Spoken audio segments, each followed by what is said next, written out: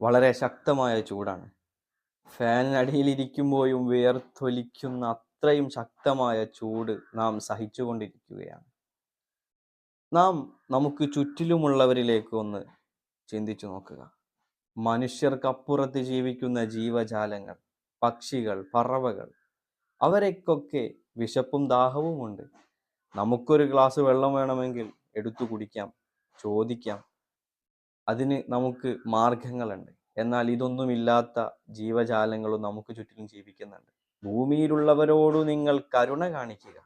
ആകാശത്തിന്റെ അധിപനായ റബ്ബ് നിങ്ങളോട് കരുണ കാണിക്കും. അതുകൊണ്ട് തന്നെ നാം നമുക്ക് കഴിയുന്ന രീതിയിൽ നമ്മുടെ ചുറ്റിലുമുള്ള ജീവജാലങ്ങൾക്ക് വെള്ളവും ഭക്ഷണവും കഴിയുന്ന രീതിയിൽ എത്തിച്ചു കൊടുക്കാൻ ശ്രമിക്കുക.